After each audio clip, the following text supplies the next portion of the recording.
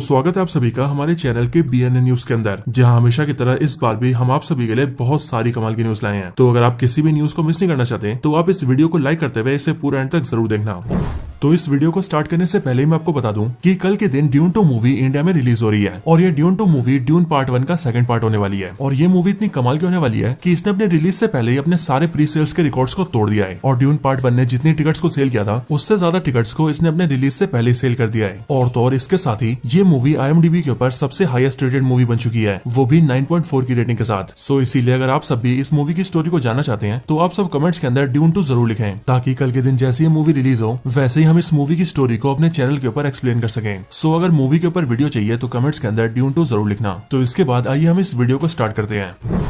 तो चलिए सबसे पहले बात करते हैं मार्वल की न्यूज के बारे में, जहां पर मार्वल की तरफ से सबसे पहली खबर है मैडम वेब को लेकर। तो इस मूवी ने वर्ल्ड वाइड टोटल $75 मिलियन का आंकड़ा पार कर दिया है, यानी कि अब तक किसी तरह से इसने $75 मिलियन तो कमा ही लिए हैं। लेकिन अब जिस तरह से पब्लिक का रिस्पॉन्स आ रहा है उसे देखकर तो ऐसा ही लग रहा है कि ये मूवी शायद $100 मिलियन भी न कमा पाए, क्योंकि मैडम वेब मूवी को लेकर ऐसी न्यूज सामने आ रही है कि इस मूवी के लिए जितने भी लोगों ने एडवांस में बुकिंग की थी वो सभी अपनी बुकिंग्स को कैंसिल कर रहे हैं और सभी फैंस अपना पैसा वापस मांग रहे हैं, जो कि सच में काफी शर्म की बात है। हालांकि इस मूवी के बजट को लेकर भी एक अपडेट सामने आया है, क्योंकि जहां पहले ये कहा जा रहा था कि इस मूवी का टोटल बजट $80 मिलियन था, वहीं पर अब इस बात को रिवील कर दिया गया है कि इस मूवी का एक्चुअल बजट $100 मिलियन था, यानी कि इस मूवी को बनाने में टोटल $100 मिलियन का खर्चा आया था। इसके अलावा इस मूवी से कुछ कॉन्सेप्ट आर्ट भी सामने आए हैं और इन सभी कॉन्सेप्ट आर्ट्स के अंदर आप इन सभी सुपर हीरोज के सूट्स को देख सकते हैं, जो कि वैसे फोटोज में तो काफी अच्छे लग रहे हैं। एंड अगर मैडम वेब के साथ साथ अगर बात करें सोनी की दूसरी मूवी मॉर्बियस के बारे में, तो इस मूवी को लेकर भी ये अपडेट सामने आया है कि मॉर्बियस मूवी को अब डिज्नी प्लस के ऊपर ऐड कर दिया जाएगा एंड आप सभी फैंस 1 मार्च से इस मूवी को डिज्नी प्लस के ऊपर आराम से देख सकते हैं। हालांकि इस बात को तो क्लियर कर दिया गया है कि ये मूवी US के डिज्नी प्लस के ऊपर स्ट्रीम की जाएगी, लेकिन बाकी दूसरी कंट्रीज के अंदर क्या अपडेट रहेगा इस बारे में डिज्नी ने अभी खुल के नहीं बताया। सो इसीलिए देखते हैं कि ये मूवी 1 मार्च से डिज्नी प्लस के ऊपर इंडिया में आती है या फिर नहीं। तो चलिए अब बात करते हैं फैंटास्टिक 4 के बारे में। तो फैंटास्टिक 4 को लेकर ऐसे रूमर सामने आ रहे हैं कि फैंटास्टिक 4 की लाइव एक्शन मूवी के अंदर, जो कि MCU के अंदर बन रही है, उसमें फैंटास्टिक 4 की टीम के साथ साथ हर्बी का भी कैरेक्टर होगा। और ये हर्बी यानी कि HERBIE मार्वल कॉमिक्स के अंदर मिस्टर फैंटास्टिक के द्वारा बनाया गया एक बहुत ही स्मार्ट सा रोबोट होता है एंड इसीलिए मार्वल स्टूडियोज ने डिसाइड किया है कि वो इस कॉमिक कैरेक्टर को अपनी मूवी में भी शामिल करेंगे। इसके साथ ही रूमर्स ऐसे भी सामने आ रहे हैं कि मार्वल की ऐसी प्लानिंग है कि वो इस रोबोट को कॉमेडियन के तौर पर दिखाना चाहते हैं एंड इसीलिए मार्वल स्टूडियोज इसको आवाज देने के लिए एक कॉमेडियन को भी ढूंढ रहे हैं, ताकि इस रोबोट के जरिए मूवी के अंदर कुछ ह्यूमर और जोक्स को ऐड किया जाए। इसके साथ ही आप सभी को ये पता ही लग गया होगा कि फैंटास्टिक 4 की पूरी टीम को कौन कौन से एक्टर प्ले कर रहे हैं, लेकिन अभी तक ये बात क्लियर नहीं है कि कैरेक्टर्स को कौन प्ले कर रहा है। सो इसी को लेकर अब ऐसे रूमर सामने आ रहे हैं कि MCU का कैरेक्टर्स, जो कि फैंटास्टिक 4 मूवी का मेन विलन होगा, उसे मूवी के अंदर एक्टर जेवियर बैडम प्ले कर सकते हैं एंड मार्वल स्टूडियोज की लिस्ट के अंदर ये वाले एक्टर भी सबसे टॉप पर ही है। और कुछ सूत्रों की माने तो मार्वल स्टूडियोज गैलेक्टर्स के लिए इनसे बात भी कर रहा है एंड जैसी सारी बातें सॉर्ट आउट होगी वैसे इन्हें मूवी में एज गैलेक्टर्स कास्ट कर लिया जाएगा। अब वैसे जहां पर गैलेक्टर्स हो वहां पर मार्वल सिल्वर सर्फर को कैसे छोड़ सकता है? मतलब कि मार्वल स्टूडियोज का ये प्लान है कि वो गैलेक्टर्स के साथ साथ सिल्वर सर्फर को भी मूवीज में लाना चाहते हैं। और वैसे अभी तो ये सिर्फ रूमर्स हैं, लेकिन अगर इन रूमर्स की माने तो मार्वल स्टूडियोज सिल्वर सर्फर के ऊपर भी एक प्रोजेक्ट प्लान कर रहा है, जो प्रोजेक्ट या तो एक मूवी होगी या फिर टेलीविजन सीरीज। वैसे ज्यादा चांसेस तो टीवी सीरीज के ही हैं। इसके अलावा मार्वल स्टूडियोज सिल्वर सर्फर को प्ले करने के लिए एक एक्टर को भी ढूंढ रहा है और जैसे उसकी तलाश पूरी होगी वैसे MCU को उसका सिल्वर सर्फर भी मिल जाएगा, जो कि शायद से पहले फैंटास्टिक 4 की मूवी में दिखेगा एंड देन आगे चलकर उसे उसकी पूरी सीरीज में दिखाया जाएगा। तो फैंटास्टिक 4 के बाद चलिए बात करते हैं एक्समैन के बारे में। सो आप सबको पता ही होगा कि अभी एक्समैन के एक एनिमेटेड सीरीज का ट्रेलर आया था